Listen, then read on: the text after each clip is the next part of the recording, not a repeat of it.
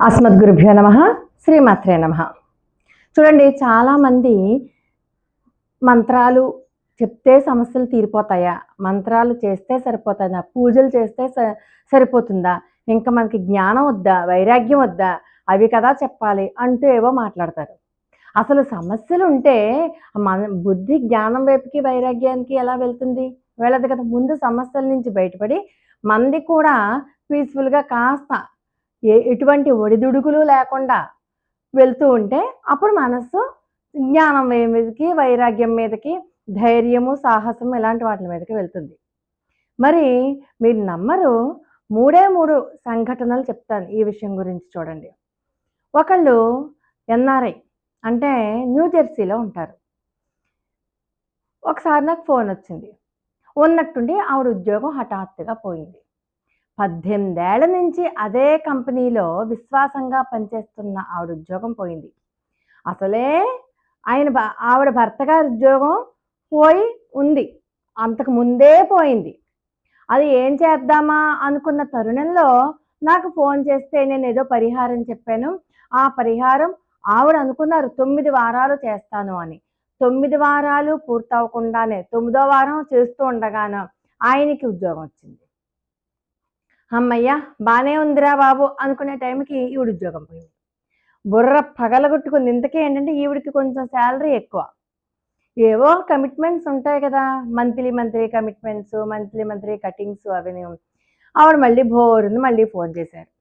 ఏంటండి బాబా, అసలు ఆవిడ నన్ను తీస్తారు ఉద్యోగం నుంచి, నేను అసలు ఎక్స్పెక్ట్ చేయలేదు, నాకు అసలు ముందుగా చెప్పలేదు తీసేస్తున్నట్టుగా జాబ్ కూడా.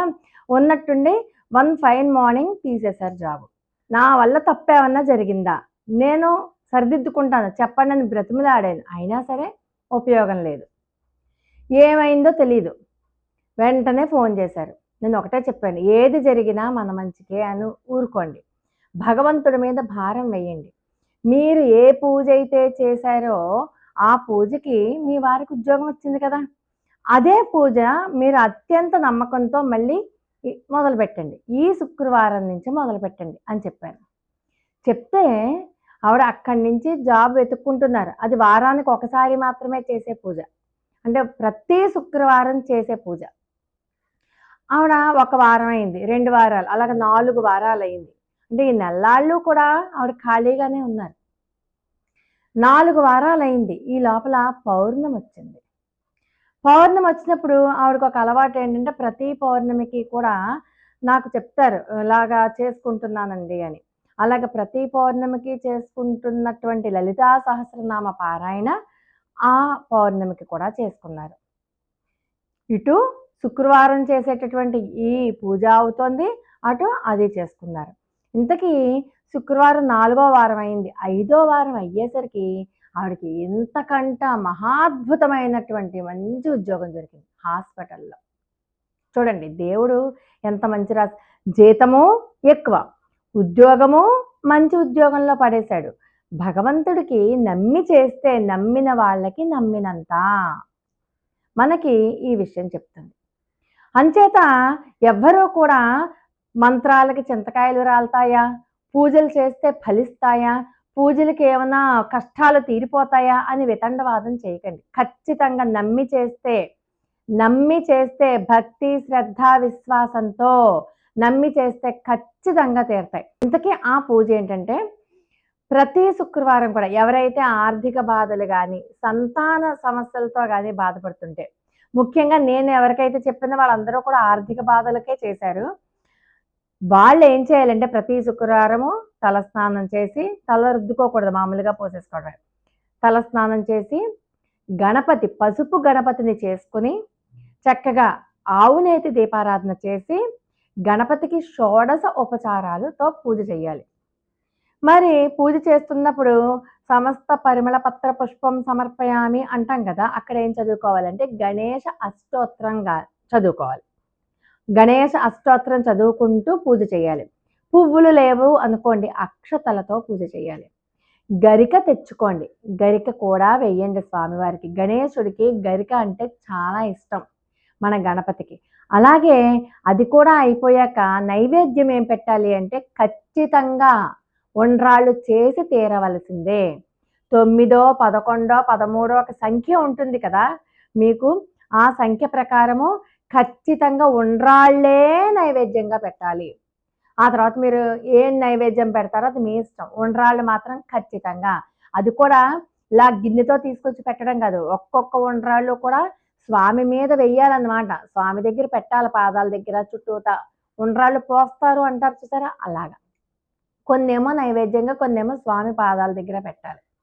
ఆ ప్రసాదం ఖచ్చితంగా ఏమాత్రము వేస్ట్ చేయకుండా ప్రసాదం అంతా తీసుకోవాలి.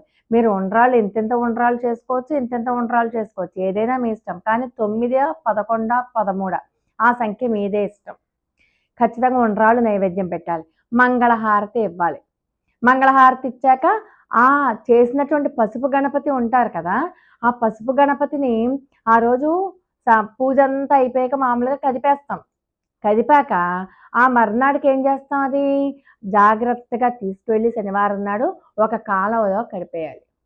దూరంగా కాలువలో. మీకు చుట్టుపక్కల ఎక్కడా కాలువలు లేవు అనుకోండి. అప్పుడు మీరేం చేస్తారంటే కాసిన నీళ్లతో కలిపేసి, స్వామిని కాసిన నీళ్ళల్లో కలిపేసి మీకు తులసి మొక్క కాకుండా మిగతా మొక్కలలో పోసుకోండి. ఎవ్వరూ తొక్కకూడదు. మిగతా మొక్కల్లో పోసుకోండి. ఆ నిర్మాల్యం ఉంటుంది కదా! నిర్మాల్యాన్ని మొక్క మొదట్లో వేసేయండి. అలాగా మీరు ఇంకొక విషయం కూడా దీంట్లో ఏం చెప్తున్నాను అంటే ఇంకొక విషయం చెప్పడం మర్చిపోయాను. స్వామికి మంత్రపుష్పం చెప్పేటప్పుడు అక్షతలతో పెడతాం కదా! పైసా డబ్బులు తీసుకోండి. ఎంత అంటే కాయిన్ రూ. 1 రూపీ అంటే 1, 0, 0 100 పైసలు కదా! రూ. 1 అంటే. అలాగా సున్నాలు కాకుండా అప్పట్లో పావలాలు ఉండేవి కాబట్టి నేను ఒక రూపాయి పావలా అలా పెట్టేదాన్ని. 10కి రూపాయి చేర్చండి. సున్నా లేదు కదా! 11 కదా ఉందక్కడ. రూ. 11. అయితే రూపాయిన్నర. అంటే 1 కాదు పెట్టాల్సింది. 2 కాయిన్స్ పెట్టండి. ఇవి కాదు. నోట్లొద్దు. కాయిన్స్ పెట్టండి. ఆ కాయిన్స్ ఎవరికి దానం చెయ్యాలి అంటే, దానం చేసేయాలి. ఎవరికి అంటే బయట వీళ్ళు ఉంటారు కదా! బెగ్గర్స్ ఉంటారు కదా! వాళ్ళ చేతిలో పెట్టాలి. ఆ మర్నాడు. శనివారం నాడు శనివారం చేస్తారో, ఆదివారం చేస్తారో, సోమవారం చేస్తారో దానం మాత్రం వాళ్ళ చేతిలోనే పెట్టాలి. అర్థమైందాక? అవి మాత్రం ఇంట్లో ఉపయోగించకూడదు. అలాగా మీరు ఎన్ని శుక్రవారాలు అనుకుంటారో అన్ని శుక్రవారాలు అనుకోండి. నాకు ఫోన్ చేసిన ఆవిడ 9 అని చెప్పారు. 9 శుక్రవారాలు అని అనుకున్నారట. 9 శుక్రవారాలు పూర్తవుతుండంగా భర్తకి ఉద్యోగం వచ్చేసింది. ఈవిడికి ఐదో శుక్రవారమో, ఆరో శుక్రవారమో పూజ అవుతూ ఉండగా ఈవిడికి ఉద్యోగం వచ్చేసింది. ఇప్పుడు నిన్నే మాట్లాడాను ఆవిడతోటి. ఇప్పుడు బావుందండి. కాస్త కుదుట పడ్డాము. అంతలాగా వర్రీస్ లేవు. కాకపోతే ఉన్నాయి. కాస్త అప్పులనో ఏవో ఉంటాయి కదా! కమిట్మెంట్స్ ఉన్నాయి కానీ, అంత భయంకరంగా భయపడినట్లుగా అయితే లేదండి. కాస్త తేరుకున్నామండి. మీరు చెప్పిన పూజ వల్ల. నేను చెప్పిన పూజ ఏంటి? నాకే ఎవరో మహాత్ములు చెప్పారు. అది నేను పాటించాను. నేను కూడా ఇంతకంటా ఘోరమైనటువంటి పరిస్థితిలో ఉన్నప్పుడు ఆయన చెప్పారు. చెప్తే మా వారు ప్రతి శుక్రవారం చేసేవారు. ఇదే పని ఇంక మాకు. పొద్దున్న లేచాక గణపతికి చేయడమే. వీలైతే మేము సంకటనాశన గణేశ స్తోత్రం అనే గణపతికి సంబంధించినవి ఏది దొరికితే అది చదివేసుకునేవాళ్ళం అనమాట. అంటే సమస్య అంత తీవ్రంగా ఉంది. రోజు అదే పని ఇంకా. గరిక తేవాలా, లేకపోతే జిల్లేడు పువ్వులంటే ఇష్టం గణపతికి. ఆ జిల్లేడు పువ్వులు జిల్లేడు పువ్వులు ఎక్కడ దొరుకుతాయి? రోడ్డు మీద దొరుకుతాయి. రోడ్డు మీద శుభ్రమైన ప్రదేశాల్లో దొరుకుతాయి. అక్కడ ఎవరెవరు ఏ పనులు చేస్తారో ఎవరికి తెలుసు? భయం. అందుకని అది వెతుక్కుంటూ వెళ్ళి ఒక జిల్లేడు మొక్కను కూడా మేము మా ఇంట్లో పెంచుకున్నాం. దానికోసం అని. పూజ కోసం అని. బయట ఎక్కడ ఎలాంటి పరిస్థితుల్లో మొక్కలుంటాయో అది తెచ్చుకోవడం ఇష్టం లేక. అటువంటి పరిస్థితుల నుంచి మనల్ని బయట పడేస్తుంది ఈ గణపతి పూజా విధానం. కాబట్టి ప్రతి శుక్రవారం శ్రద్ధ, భక్తి, విశ్వాసాలతో చేసి చూడండి. నాకు ఈ గణపతి పూజ చేశాక ఆర్థిక బాధలు తగ్గాయి అని చెప్పి ఎంతమంది ఫోన్స్ చేశారు. ఇప్పుడు లేటెస్ట్‌గా జరిగినటువంటి ఇన్సిడెంట్ కాబట్టి ఇది మీతో షేర్ చేసుకోవాలని చెప్పి నేను ఈ విషయం చెప్పాను. అందుకని మంత్రాలను గాని, స్తోత్రాలను, పూజలను ఎవ్వరూ కూడా తేలికగా మాట్లాడకండి. కష్టం వస్తే తెలుస్తుంది ఎదుటి వాళ్ళ బాధ. కష్టం వచ్చాక కదా మనకి తెలిసేది. మంత్రాలు ఫలిస్తాయో, ఫలించవో. మామూలుగా మనం ఏదో పరీక్ష చేద్దామనో, లేకపోతే ఎదుటి వాళ్ళని ఎగతాళి చేద్దామనో ఎప్పుడు అనుకోండి. ఆ కష్టం మనకి రాకూడదు అని చెప్పి అదొక్కటే ప్రార్థించండి. కాబట్టి లోకా సమస్త సుఖినో భవంతు. మరి ఒక అద్భుతమైన వీడియోతో మళ్ళీ కలుసుకుందాం. అంతవరకు నమస్కారం.